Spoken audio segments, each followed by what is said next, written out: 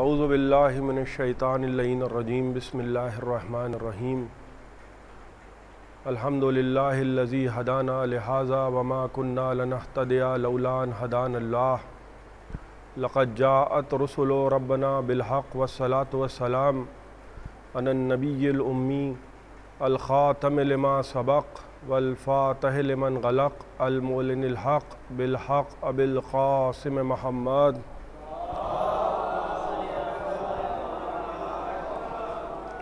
والصلاة والسلام علی اہل بیتہ الطیبین الطاہرین المعصومین المظلومین الذین اذھب اللہ عنہم الرجس وطہرہم تطہیرا۔ ایک صلوات پڑھ دیں۔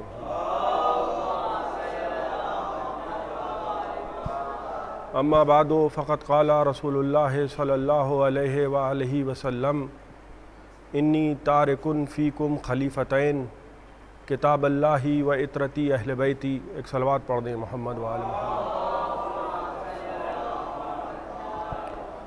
حضرات، اس سال کا جو محرم ہے، آپ لوگ تھوڑا تھوڑا آگے آ جائیے تو شاید میرا خیال ہے کہ آواز پہنچنے میں تھوڑی آسانی ہو جائے گی۔ ایک صلوات اور پڑھ دیں محمد وآل محمد۔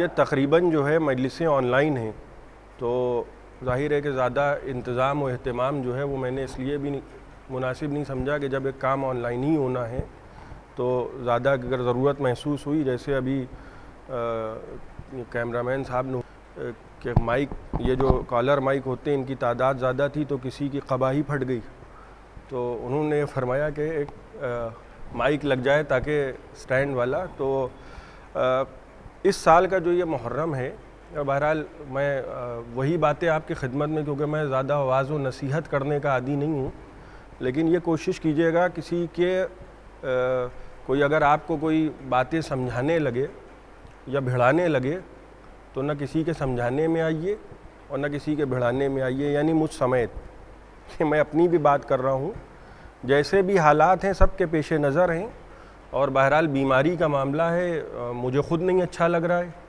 کہ یہیں اسی حال میں جہاں 5 لوگوں میں پچھلے سال محرم ہوا، مجلسیں ہوئیں۔ بہرحال دیکھیے، غم حسین جو ہے وہ مجموع کا محتاج نہیں ہوتا۔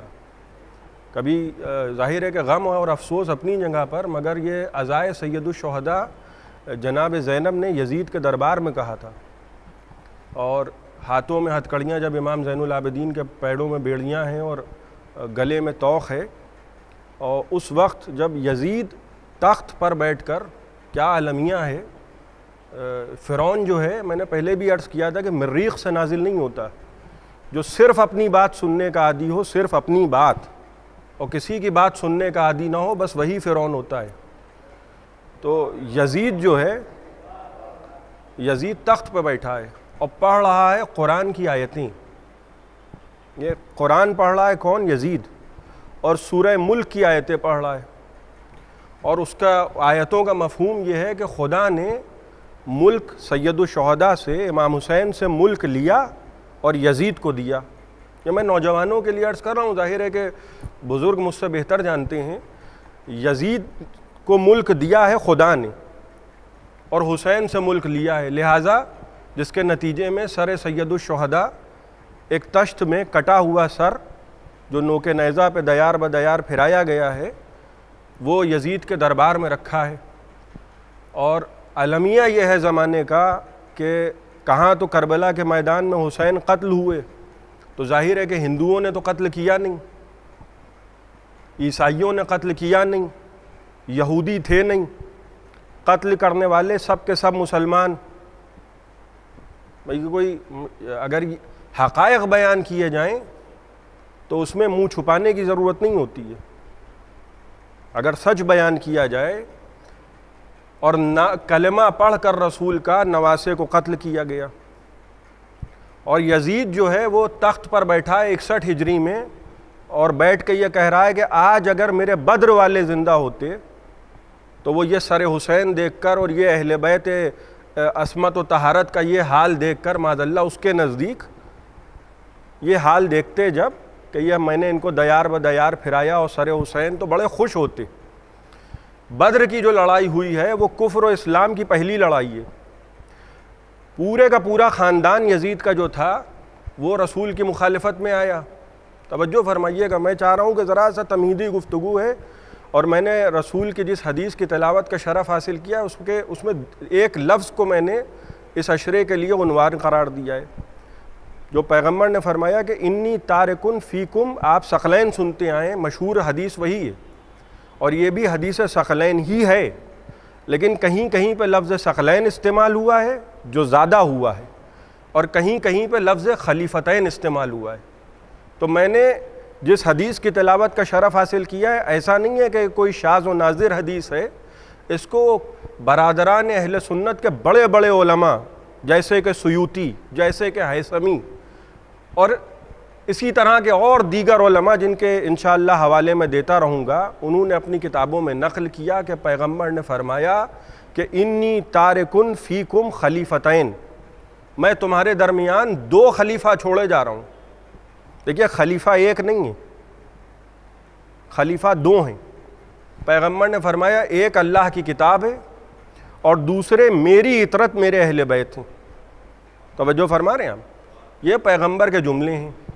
اب سارا جھگڑا یہ ہوا کہ ادھر پیغمبر اس دنیا سے رخصت ہوئے اور امت جنازہ چھوڑ کے بھاگی.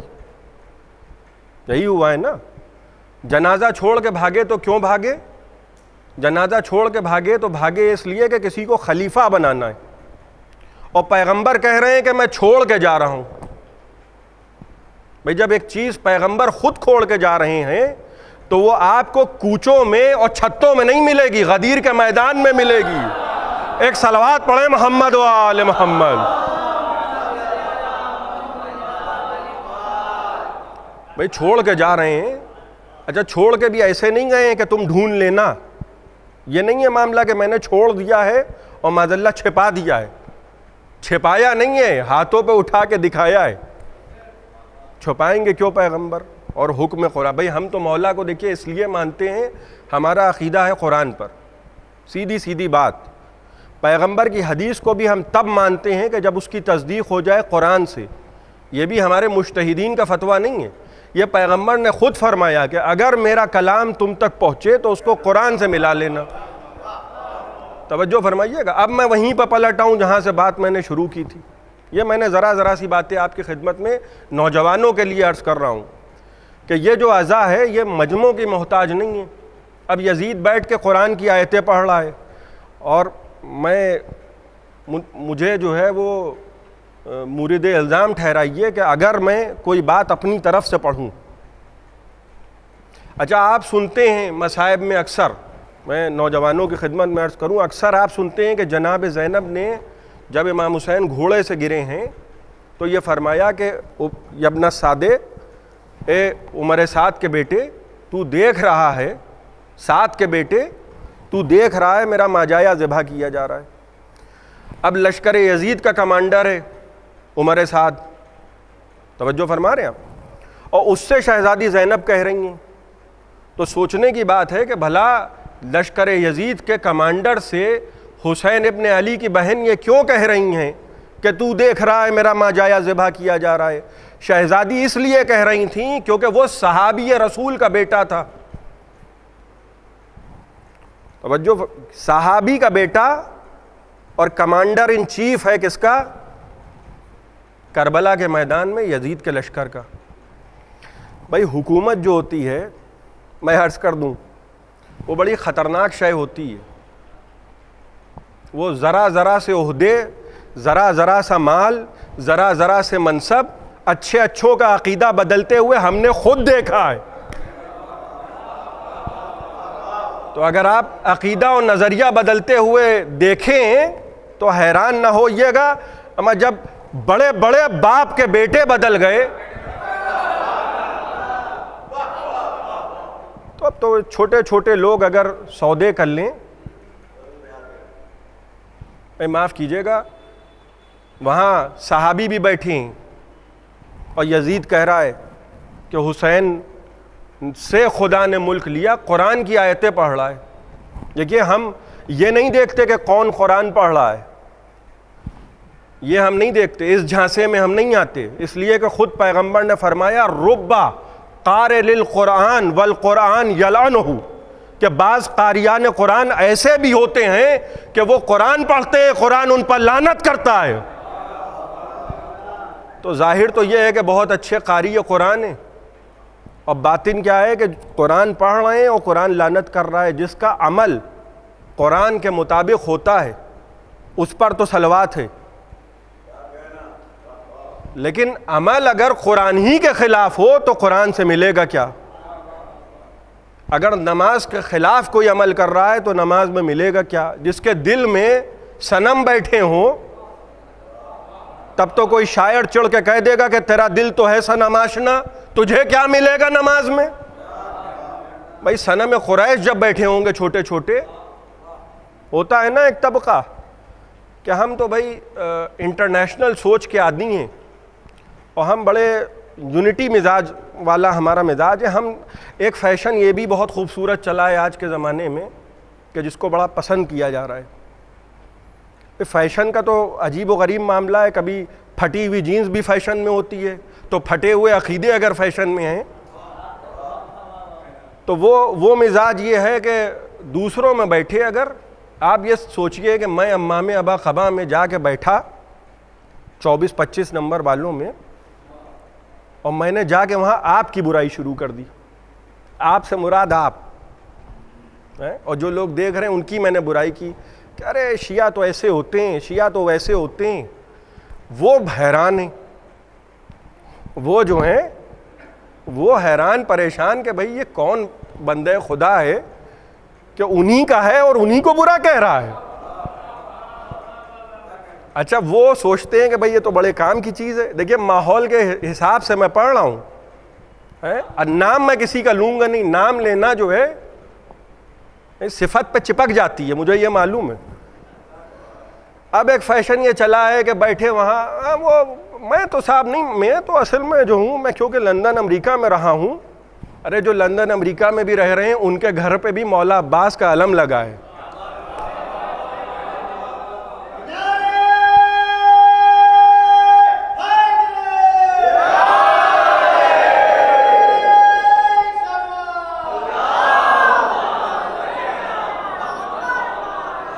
غور کر رہے ہیں؟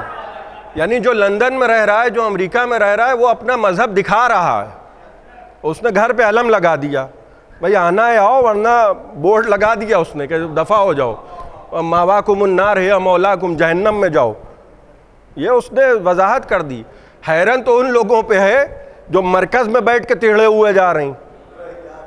توجہ، یہ کیوں ہو رہا ہے؟ دیکھیے کیوں ہو رہا ہے یہ کہ مثلاً بیٹھے وہاں بہت سے لوگ میں نے دیکھے ہیں. بھائی ظاہر ہے کہ ٹی وی کھولیے گا تو دنیا جہان کی چیزیں آپ دیکھتے ہیں، کارٹون بھی آتا ہے، تو دنیا میں تو آپ کو ہر مزاج کے لوگ ملیں گے. بھائی بہت سے سنجیدہ مزاج ہوتے ہیں، بہت سے کارٹون ٹائپ کے لوگ ہوتے ہیں. اب مزاج کیا بنا ہے کہ بیٹھے ہیں وہاں، سمجھ رہے ہیں آپ، اور وہ صاحب ہم تو نہیں مانتے، ہم تو نہیں مانتے، وہاں نمبر بڑھانے کے لیے.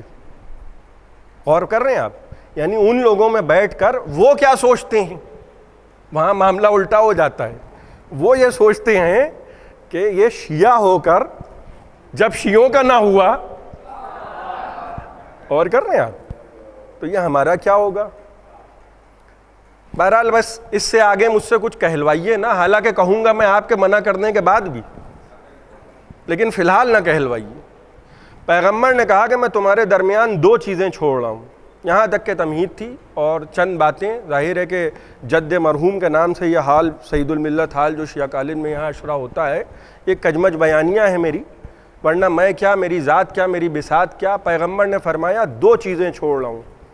39 طریقوں سے 39 طریقوں سے یہ حدیث ثقلین کتب اہل سنت میں تواتر کے ساتھ نقل ہوئی ہے، اور صاحب اباقات نے 82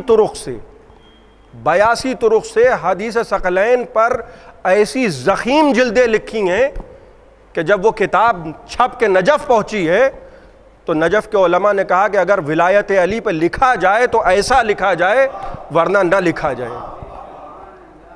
یہ بھی اس شہر کو شرف حاصل ہے.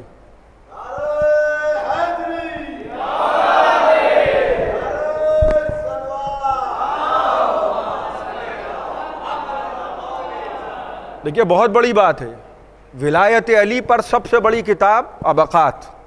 کہیں بھی جائیے علماء، آپ ایران جائیں، عراق جائیں، میں مثال دے رہا ہوں، کہیں بھی جائیں آپ ابقات کا نام سن لیں گے. کتاب کہاں لکھی گئی؟ اس لکھنؤ شہر میں. دیکھیے اس شہر کو احساس کمتری کا شکار نہیں ہیں ہم لوگ، یہ یاد رکھیے گا. کوئی آ کے اپنی شاعری جھاڑے تو ہم کہیں گے میاں میر انیس کے شہر سے آئیں، مرزا دبیر کے شہر سے آئیں، ہم سے اردو میں گفتگو نہ کیجیے گا. توجہ فرما رہے ہیں کیوں؟ کیونکہ ہمارا ماضی شرمندہ نہیں ہے، ہمارا ماضی انیس ہے، ہمارا ماضی دبیر ہے. ایک جملہ میں نے بہت پہلے کہا تھا کہ یہاں سید ہیں تو انیس جیسے ہیں، اور مرزا ہیں تو دبیر جیسے ہیں. اور فرما رہے ہیں یہاں جو جہاد ہوا ہے 36 ہجری میں کتاب کا حوالہ بھی دوں گا، 36 ہجری میں شیعت کا ورود ہندوستان میں ہو چکا تھا، یعنی دور امیر المومنین میں 36 ہجری میں. 700 سال پرانا امام باڑہ یہیں موجود ہے سرسی میں، 700 سال پرانا امام باڑہ. دیکھیے اور یہ بھی عرض کر دوں کہ مذہب جو ہے جو ہمارا آیا ہے یہ غیروں کے لیے میں کہہ رہا ہوں، ہم کوئی مغلوں کی اولاد نہیں ہیں. یہ بالکل وضاحت کے ساتھ، ہمارے آبا و اجداد جو یہاں آئے تھے تو وہ کوئی لشکر لے کر نہیں آئے تھے، ہمارے آبا و اجداد یہاں شہید ثالث کی طرح قلم لے کر آئے تھے. یہ تاریخ ہے ہماری. ہمارے آبا و اجداد یہاں لوٹنے اور مار کرنے نہیں آئے تھے. وہ بھی ہوں گے لوگ، مجھے نہیں معلوم. ہماری تاریخ دوسری تاریخ ہے. ہمیں اگر عام مسلمانوں کے چشمے سے دیکھا جائے گا تو ہماری تاریخ کو صحیح طریقے سے آدمی سمجھ نہیں پائے گا. لہذا ہم چاہتے ہیں کہ ہم کو حسین کے ذریعے سے پہچانا جائے. ہم چاہتے بھی نہیں کہ ہمارا تعارف ہو کہ مسلمانوں میں ایک فرقہ ہے، چجائے کہ ہے، لیکن تعارف کا ذریعہ اگر کوئی ہو تو وہ حسین بنے. میں خدا کی قسم بڑی بے تکی بات کہہ رہا ہوں، یہ سمجھ لیجئے کہ حسین کے صدیقے میں ہم کو پہلے بھی پناہ ملی ہے، اب بھی پناہ مل رہی ہے. اور جو حسین کو چھوڑ دیتا ہے پھر اس کے بارے میں پھر اس کے پیچھے لوگ لگ لیتے ہیں. یہاں معاملہ یہ ہے کہ ہمارا جو عقیدہ ہے، کوئی کسی بات کا منکر ہو، کوئی کسی کا مخالف ہو، اپنا عقیدہ کبھی نہ چھوڑیے گا. عقیدے کے سلسلے میں ذرہ برابر بھی کمپرومائز، ایک قدم پیچھے نہ ہٹیے. 5 لوگوں میں مجلسیں ہوں، چاہے اکیلے بیٹھ کے مجلس ہو، عقیدہ نہیں بدل سکتے. اور عقیدہ کیا ہے؟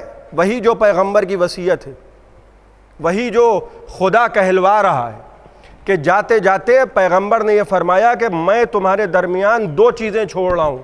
اکثر آپ یہ جملہ سنتے ہوں گے کہ صاحب تفرقے کی باتیں نہ کیجئے، سنتے ہیں نا کہ صاحب تفرقے بازی کی باتیں نہ کیجئے. عجیب و غریب جملے ہیں اس حدیث کے کہ پیغمبر نے یہ فرمایا کہ انی تارکن فیکم الثقلین کتاب اللہ و اطرتی، میں تمہارے درمیان 2 چیزیں چھوڑے جا رہا ہوں، ایک اللہ کی کتاب، ایک میری اطرت.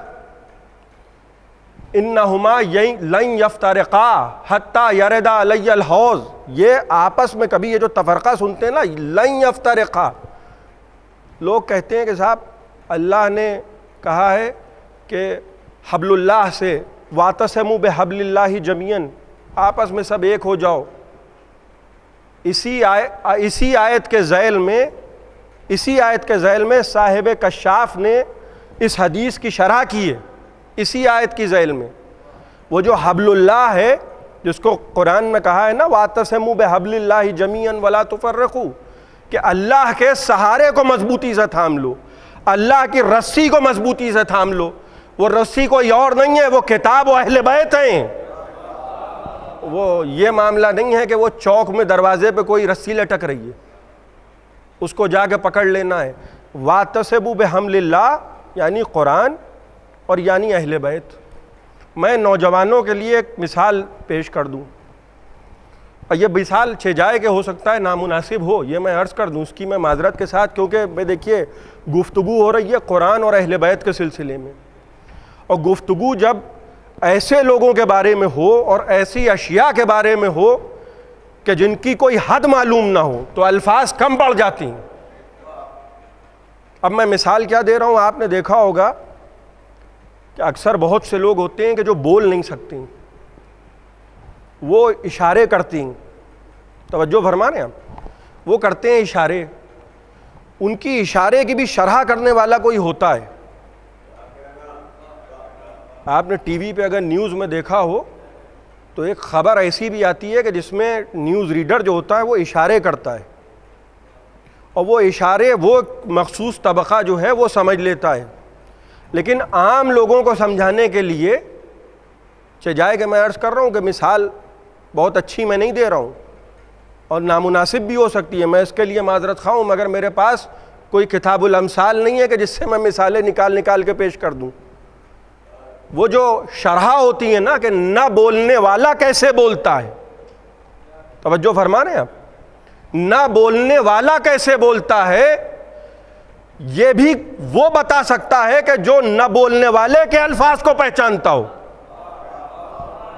بھائی توجہ چاہ رہا ہوں، کوئی نہیں بولتا ہے، وہ اشارے اور کنائے میں گفتگو کرتا ہے، اس کی بھی شرح درکار ہے۔ ویسے ہی قرآن جو ہے وہ زبان سے بولتا نہیں ہے خلیفہ۔ شاید میری بات پہنچ گئی، ہے خلیفہ، مگر قرآن زبان سے نہیں بولتا۔ تو اب کیا ضرورت ہے کہ کوئی سمجھانے والا ہو، بتا دے، اور وہ ایسا نہ ہو کہ وہی محال کہ رب قارئ للقرآن والقرآن یلعنہ، کہ بعض قاریان قرآن ایسے ہیں کہ وہ قرآن پڑھ رہے ہیں، قرآن ان پہ لعنت کر رہا ہے۔ وہ مائی ہو قرآن کا، مائی میم عین، وہ کہ جو قرآن کے ساتھ ہو اور قرآن اس کے ساتھ ہو۔ ہر جس کی جیب میں قرآن رکھا ہو ضروری نہیں ہے کہ وہ قرآن کی مائیت میں ہو۔ گھر میں قرآن رکھنا اور ہے اور قرآن کو دل میں سما لینا اور ہے۔ ایک صلوات پڑھیں محمد و آل محمد۔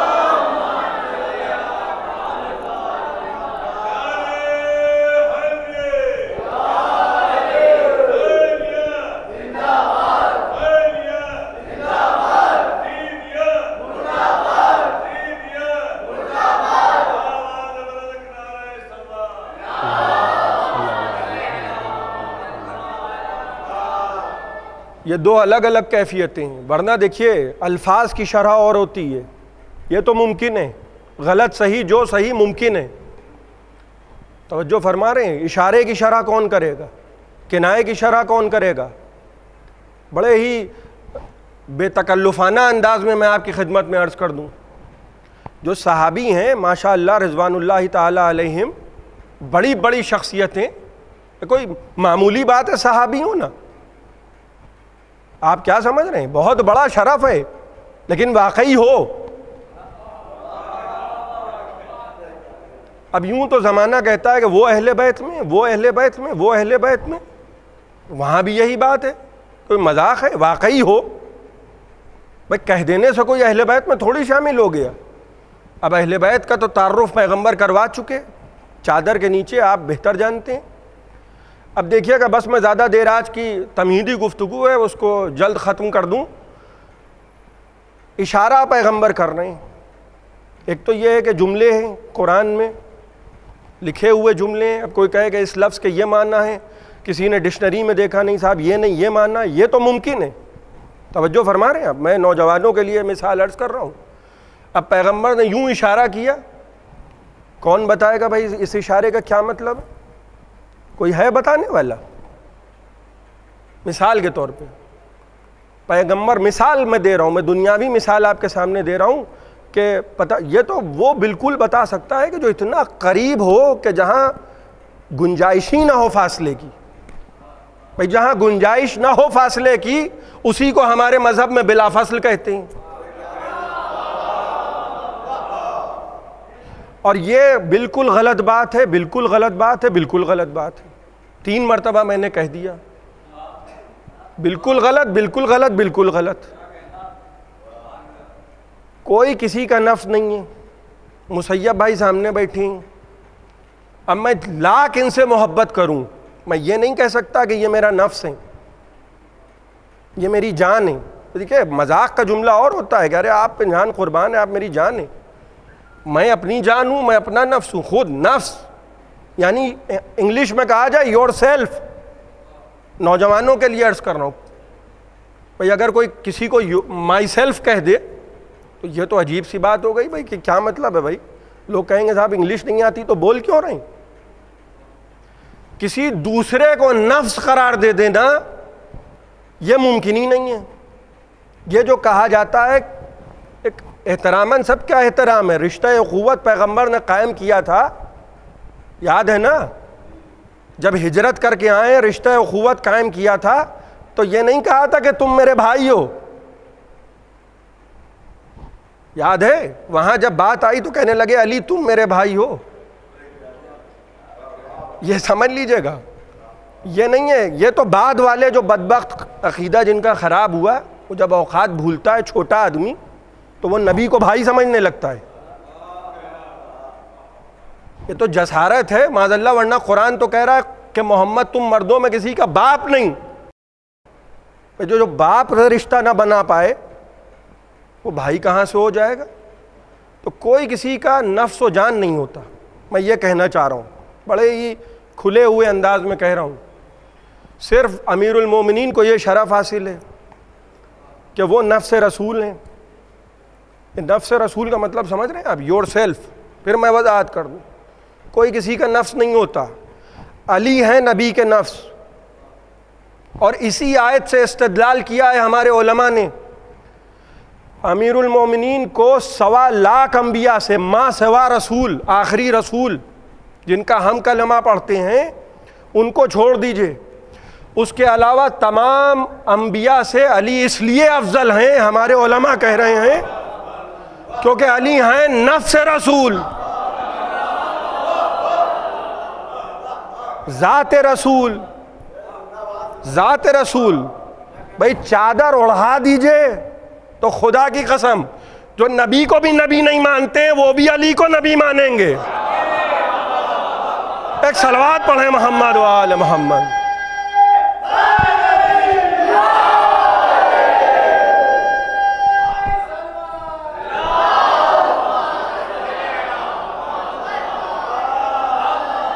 دیکھیں مذاق بات تھوڑی ہے. تھوڑی دیر کے لیے گئے تھے, بھائی کتنی دور ہے مکے سے مدینہ, مدینے سے مکہ کتنی دور ہے. میں تو گیا نہیں ہوں, مجھے تو شرف حاصل نہیں ہے, تو میں نے آپ سے سوال کیا تھا یہ سوچ کے کہ آپ بتا دیں گے. لیکن میرا خیال یہ ہے کہ جتنا نجف و کربلا کا فاصلہ ہے, یعنی تقریباً 80 کلومیٹر, اتنا ہی فاصلہ ہے. تھوڑی دیر کے لیے گئے تھے تو چادر اڑھا کے علی کو نبی بنا کے گئیں. یہ ہے نفس رسول. جملوں کی شرح ڈکشنریاں بنا دیں, سمجھ رہے ہیں آپ. بڑے بڑے علماء, جید عالم دین, ماشاء اللہ سبحان اللہ, بھائی ہم تو سب کا احترام کرنے والے لوگ ہیں. جملوں کی شرح تو کر دی کہ نہیں صاحب مولا کے معنی یہ بھی ہیں اور مولا کے معنی وہ بھی ہیں. جملوں کی شرح ہو رہی ہے, غور فرما رہے ہیں ہم. اور پیغمبر نے تو صاف کہا تھا, میں نے عرض کیا دیکھیے جب ماننا نہیں ہے, کیا عجیب قوم ہے, نبی کو بہت مانتی ہے, نبی کی نہیں مانتی ہے. اور کر رہے ہیں, قرآن کو بہت مانتے ہیں, قرآن کی نہیں مانتے, اور اللہ تعالیٰ کو بہت مانتے ہیں مگر اللہ کی نہیں مانتے. ارے اللہ کی اگر مان رہے ہوتے تو غدیر میں علی کو مولا نہ مانتے.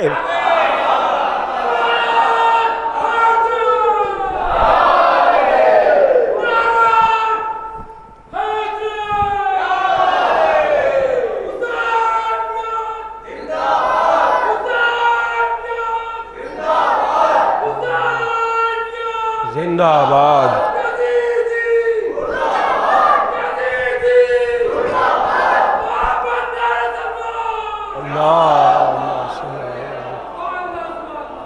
اب کچھ باتیں کل کے لیے چھوڑ دے رہا ہوں کیونکہ میرا خیال ہے گفتگو تو ختم ہو گئی. غدیر میں جو ہاتھوں پہ اٹھا رہے تھے وہیں تو یہ حدیث بیان کی ہے کہ جائے کہ بہت بار کہا ہے. ایک بار ہوتی ہے کہ ایک بات کہی, میں سمجھ نہیں پایا تھا, میں سن نہیں پایا تھا, خاندانی بہرا.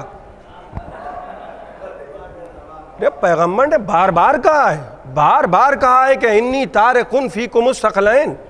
کہیں کہیں پہ الفاظ بدل کے انی قد ترکت فیکم کہ جملے حدیث کے جو علماء صحیح مسلم تک میں ہیں.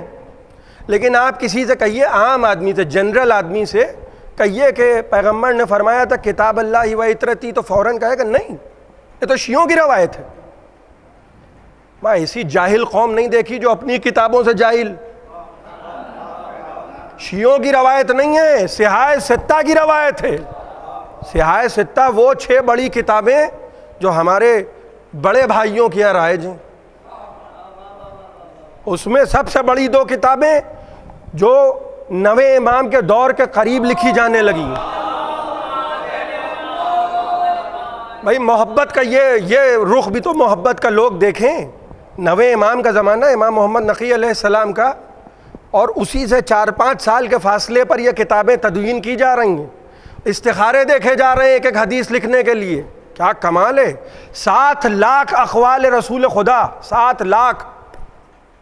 صاحب بخاری، صاحب صحیح بخاری کے سامنے 7 لاکھ.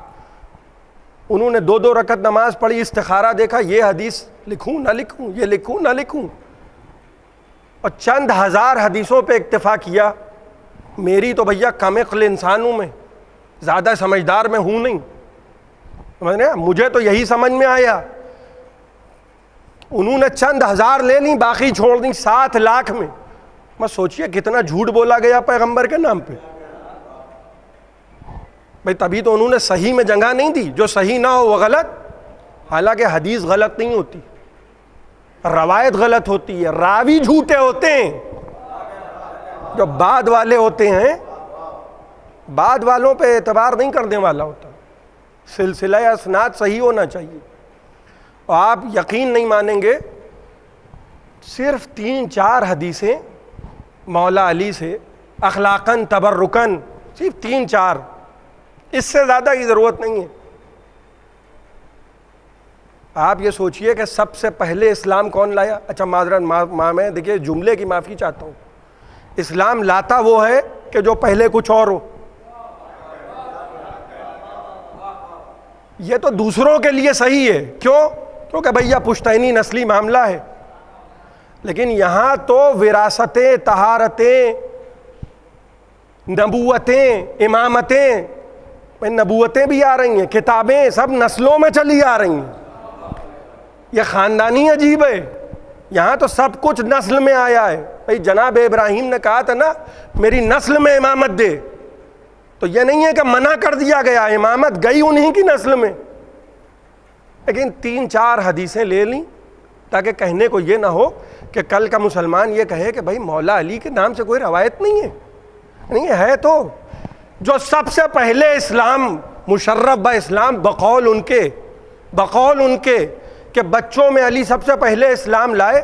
ایمان سے بتائیے جس نے سب سے زیادہ زندگی گزاری ہو رسول کے ساتھ، رسول کی روح جس کے آغوش میں رخصت ہوئی ہو، غور کر رہے ہیں آپ، اس سے 3 حدیثیں لیں. اور جو ماشاءاللہ فتح مکہ میں مسلمان ہوئے تھے، کیا کیا چھریاں چلائیں گے، کیا کیا قینچیاں چلائیں گے. لیکن اس حدیث پہ قینچی کوئی نہیں چلا پایا. یہ میں کہنا چاہ رہا ہوں کہ یہ جو خلیفتین اور ثقلین کی حدیث ہے، اس پہ قینچی نہیں چلا پائے.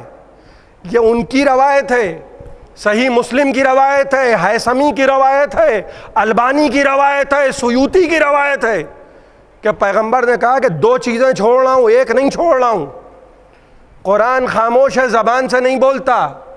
اہل بیت اشارے، کنائے سمیت الفاظ کو سمجھا دیں گے، ورنہ پیغمبر کے جملے کی شرح تو کوئی جھوٹی سچی کر لے گا.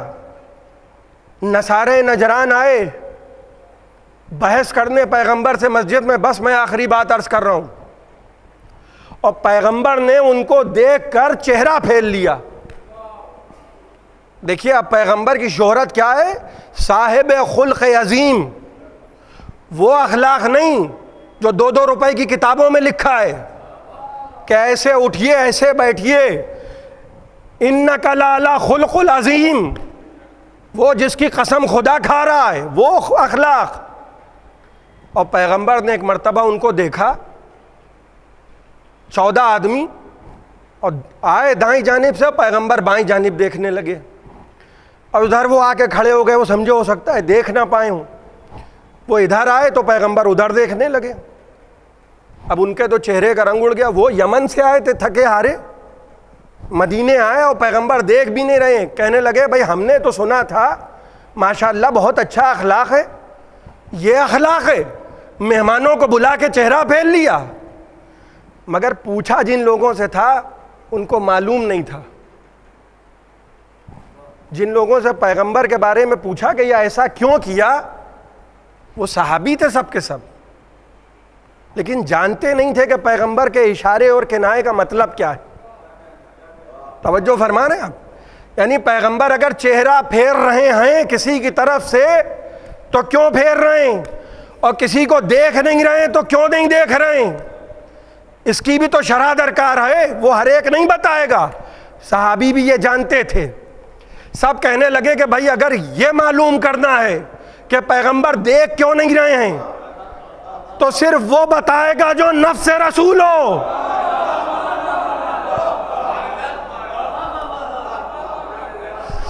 سب آ گئے، یا علی ان کی مشکل کشائی کیجئے. تو اتنا اچھا عقیدہ تھا. دیکھیے پرانے لوگوں کا، اب تو بڑے عجیب و غریب معاملات ہیں. پچھلے لوگ جو تھے بزرگان سب علی کے دروازے پہ جاتے تھے. تو سیرت صحابہ سمجھ میں آئی. اگر کوئی مشکل درپیش ہو تو کس کے دروازے پہ جانا ہے؟ مولا علی کے دروازے پہ. کسی اور کے دروازے پہ نہ جائیے گا. در علی پہ سب مل کے آئے، کہنے لگے یا علی ہم یہ نہیں ان کی بھی نہیں سمجھ میں آ رہا ہے. دیکھیے نصارہ نجران جو تھے وہ عالم تھے، کتاب کے عالم، انجیل کے علماء جید علماء تھے. 70 میں سے 14 آئے تھے، یعنی کریم علماء کی. مولا علی نے فرمایا کہ یہ کیسا لباس پہنے ہو؟ وہ تڑک بھڑک ان کا لباس. کہا یہ کیسا لباس پہنے ہو؟ اس لباس میں گئے تھے رسول کے پاس؟ کہیں گے ہاں. فرمایا کس چیز میں نمائندگی کر رہے ہو قوم کی، مال میں یا علم میں؟ بھئی اچھی شیروانی سے کوئی آیت اللہ نہیں ہو جاتا. ہاں یہ نہیں ہے کہ ماشاءاللہ وہ ریمنڈ کا کپڑا ہے لہذا بہت بڑے عالم دین ہے. امیر المومنین نے فرمایا علم وہ ہوتا ہے کہ جو انسان کے اعضاء و جوارح سے ظاہر ہو. ڈگریوں کا نام علم نہیں ہے. اعضاء و جوارح، ہاتھ پاؤں سے علم ظاہر ہو. آپ کو دور سے دیکھ کے کوئی کہے تو یہ کہہ دے کہ بھائی کیا شریف و پڑھا لکھا انسان ہے. غور فرما رہے ہیں؟ دور ہی سے پتہ چل جاتا ہے. جیسے کہتے ہیں نا کہ جو لوگ ماہر ہوتے ہیں متخصص، اور اس کے بعد امیر المومنین نے کیا فرمایا کہ انسان اپنی زبان کے نیچے چھپائے، بولو تاکہ پہچانے جاؤ. رہی صحیح کسر کب پوری ہو جاتی ہے ہو سکتا ہے دور سے دیکھنے والا بھی نہ پہچان پائے، لیکن ادھر بولے ادھر پھنسے. لہذا بہت تول کے بولنا چاہیے. میں جو بات عرض کر رہا تھا کہ جب ہماری زبان سے نام آتا ہے نا تو یہ ہم اپنے آپ کو پہچانوا رہے ہیں. جب ہم نام علی لیتے ہیں، جب ہم نام حسین لیتے ہیں، بھئی ہم کو تو بھئی ہم سید مثال کے طور پہ، بہت سے سادات یہاں موجود ہیں. سید یہاں کیسے آ گئے؟ بھئی اوریجن تو عرب ہے نا. یہ سادات ہندوستان میں کیسے آ گئے؟ بھئی ہمارے بزرگ تو بھاگ کے آئے گئے تھے پناہ لینے. تو حقیقت ہے اپنی تاریخ سے تو انسان کو واقف ہونا چاہیے. بھئی سب جتنے بھی سادات یہاں ہیں یہ سب بھاگ کر آئے ہندوستان. یہاں نہ کوئی امام زادہ ہے نہ کوئی امام یہاں آئے. یہی تاریخ ہے نا ہماری. بھئی کہیں جائیے تو یہ وضاحت کر دیا کیجئے. لشکر وشکر لے کے ہم کوئی سپہ سالار بن کے نہیں آئے ہیں، ہم بھاگ کے آئے ہیں. کیوں؟ کیونکہ ہمارے بزرگوں کو اس بات پہ قتل کیا جا رہا تھا کہ یہ علی والے ہیں. یہ تاریخ ہے، ہسٹری ہماری اپنی ذاتی. وہ علی والے ہیں قتل کر دو. وہ بزرگوں نے پناہ لی اس ملک میں. سنتے ہیں نا آپ کے امام حسین نے فرمایا تھا کہ مجھے ہندوستان چلا جانے دو. بھائی ابھی بھی بہت سی جگہیں ایسی ہیں، اسلامی ممالک ہیں جہاں آپ بول بھی نہیں سکتے، وہاں آپ کو ممبر پہ بھی علم نہیں لگانے دیں گے، آپ کے گھر میں بھی علم لگانے کی اجازت نہیں. مثال دے رہا ہوں میں، ان کو آپ سے کوئی لینا دینا نہیں ہے، ان کو نفرت ہے، نفرت. یزید سے محبت ماشاءاللہ تو دیکھیے ہے. یہ میں نے ماشاءاللہ اس لیے کہا ہے کہ میں چاہتا ہوں کہ اور بڑھے، کیونکہ روایتوں میں بھائی یہی میں نے جو پڑھا ہے، جو نظر سے گزرا ہے، جو علماء سے، جنت میں اتنی گنجائش میرا خیال ہے نہیں، بہت زیادہ کنجسٹڈ بھی نہ ہو جائے معاملہ. یہ سب ہمارے بزرگ بھاگ کے آئے ہیں، اور صرف اہل بیت کی محبت میں قتل کیا جا رہا تھا، اہل بیت کی محبت میں. اور امیر المومنین نے فرمایا کہ آخر زمانے میں ہمارے نام پہ تم مارے جاؤ گے، صرف کہ ان کا نام علی ہے، ان کا نام حسن، ان کا حسین. یہ دشمنیاں جو دلوں میں بیٹھی ہیں، یہ بنی امیہ کے حرام نمک کا صدقہ ہے. وہ جو حرام مال کھایا ہے نا، ورنہ کسی کی جرأت نہ تھی کہ اسلامی حدود میں نبی کے نواسے کی گردن پہ خنجر آ جاتا. کل سید الشہداء مدینہ چھوڑ کے جب جا رہے تھے، امت مسلمہ دیکھ رہی ہے. آپ غور کر رہے ہیں، اس سے بڑا المیہ کچھ ہوگا کہ نبی کا نواسا صرف رسول خدا کے 50 برس کے بعد، صرف نبی کی وفات کو 50 برس گزرے نہیں، اس سے بھی کچھ پہلے چلیے. 7 دن کے بعد اس دروازے پہ آگ لگا دی گئی کہ جہاں رسول خدا روایات کی بنا پر 9 مہینے کھڑے ہو کے سلام کیا ہے رسول نے. آپ غور کریں گے کتنی بڑی جسارت ہے. 9 مہینے رسول نے سلام کیا ہے. کس کا دروازہ ہے؟ جناب سیدہ کا دروازہ. آگ لگا دی.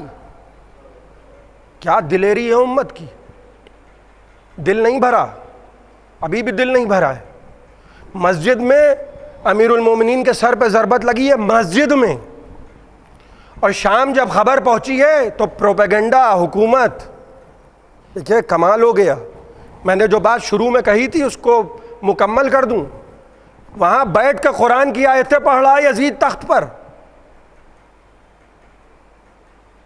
جناب زینب نے کہا خدا کی قسم تو ہمارے ذکر کو مٹا نہیں سکتا. آپ یقین دیکھ رہے ہیں مولا علی کی بیٹی کا. لٹا ہوا قافلہ ہے، چوتھے امام کے ہاتھ میں ہتھکڑیاں ہیں، اور جناب زینب یزید کے دربار میں کہہ رہی ہیں جہاں مجمع ہے، اللہ کی قسم تو ہمارے ذکر کو مٹا نہیں سکتا. اور جب شہزادی زینب کہیں خدا کی قسم تو وہ ہماری آپ کی قسم نہیں. دیکھ رہی ہیں اپنے سامنے قیامت کا منظر، دیکھ رہی ہیں کہ ہاں بھائی کا سر نوکے نیزہ پہ صحیح مگر ذکر حسین نہیں مٹے گا. ہمارے ذکر کو کوئی مٹا نہیں سکتا. 50 برس کے بعد حسین جا رہے ہیں، اور امت یہ تبصرہ کر رہی ہے کہ بڑے بھائی کے پاس لشکر تھا. سلوک دیکھ رہے ہیں لوگوں کا. اتنی عداوت. خبر پہنچی، کہنے لگے علی مسجد میں کیا کر رہے تھے.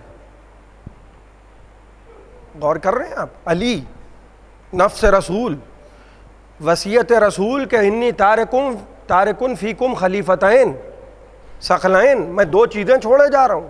نفس رسول ہے علی. 70,000 ممبروں سے، بھئی شرمندہ ہو کوئی تو ہو، 70,000 ممبروں سے مولا علی کو برا کہا جا رہا ہے. یہ لفظ میں نے سمجھ لیے کہ بہت دبا کے کہا ہے، ورنہ جو الفاظ لکھے ہیں نا، برا کہا جا رہا ہے، یہ لفظ میں نے دبا دیا. اہل بیت نبوت و طہارت ممبر سے، خدا کی قسم، مدینے کا ممبر، مکے کا ممبر، دمشق کا ممبر، حلب کا ممبر. سوچ رہے ہیں آپ اہل بیت کو برا کہا جا رہا ہے. سب لوگ سن رہے ہیں. کیوں؟ کیونکہ یزید تخت پہ بیٹھا ہے، یزید کا باپ تخت پہ بیٹھا ہے. وصیت رسول کو معاذ اللہ الٹ دیا. جن کو چھوڑ کے گئے تھے امت کے درمیان، انہی کو ممبروں سے برا کہا جا رہا ہے. یہ سلوک ہے امت کا. اب جب جنازہ امام حسن کا نکلا تو کیا ہوا؟ جنازے پر تیر. یہ تاریخیں کہ جائے کہ کسی کو لگے کہ اچھی اچھی باتیں کرنی چاہیے، لیکن خون میں ڈوبی ہوئی تاریخ کا بھی تو ذکر ہو. خدا کی قسم اگر قبر میں سوال کر لیا گیا کہ ممبر پر بیٹھے تو ہمارا حق بیان نہیں کیا تو کوئی کیا جواب دے گا؟ اور کربلا میں حسین، اللہ اکبر، 61 ہجری، نبی کا نواسہ، لاکھوں مسلمان موجود ہیں اور حسین مسجد نبوی کے سامنے سے جا رہے ہیں اور لوگ بیٹھ کے تبصرے کر رہے ہیں. وہی مسجد ہے کہ جہاں اپنی آنکھوں سے امت نے دیکھا کہ انہی حسین کو، نواسے کو، ایک طرف حسن ہے ایک طرف حسین ہے، رسول خدا شبیہ مرکب بنے ہیں، اور امام حسن امام حسین دوش پہ بیٹھے ہوئے ہیں اور زلفیں تھما دی اور کہنے لگے ہما امامان، یہ دونوں میرے بچے امام ہیں، قاما و قادا، اٹھ جائیں چاہے بیٹھ جائیں. لیکن 28 رجب کو جب حسین نکلے، بس میں نے آپ کی زحمتوں کو تمام کیا. آج محرم کی پہلی تاریخ ہے. کس انداز سے حسین نکلے؟ بھائی حسن کی قبر پر جب آئے تو کہنے لگے بھیا اب ہم چراغ جلانے نہ آئیں گے، بھیا خدا حافظ. پھر نانا کی قبر کی طرف گئے. مقتل لکھتا ہے کہ حسین جب قبر مطہر رسول پر آئے تو زری کی جالی کو تھاما اور کہنے لگے اللہم ان ھذا قبر نبی کا محمد وانا ابن بنت نبی کا محمد. اے پروردگار یہ تیرے نبی کی قبر ہے اور میں تیری نبی کی بیٹی کا بیٹا ہوں. پروردگار وہ وقت آ گیا جس کا تجھے علم ہے. یہ کہہ کے حسین سر رکھ کے زری پہ سو گئے. کسی پہر رسول کو خواب میں دیکھا تو رسول کے سر پہ گرد پڑی ہوئی تھی، بال بکھرے تھے، آستینیں چڑھی تھیں، گریبان چاک تھا، اور کہنے لگے میرے لال ان قریب تو مجھ سے ملنے والا ہے. آنکھ کھلی تو یہ کہتے ہوئے اٹھے انا للہ و انا الیہ راجعون. مقتل لکھتا ہے کہ جب امام حسن کی قبر پر گئے اور رسول خدا کی قبر پہ گئے تو اس انداز سے گئے کہ جیسے دو جہاں کا شہنشاہ جاتا ہے. لیکن ایک مرتبہ روضہ رسول سے نکلے، ماں کی قبر کی طرف بڑھے تو یہ کہتے جاتے تھے اماں میں آ گیا، اماں میں آ گیا، اماں لہو میں ڈوبا چمن دیکھنے چلو، زینب کے بازوؤں میں رسن دیکھنے چلو. سیعلم الذین ظلموا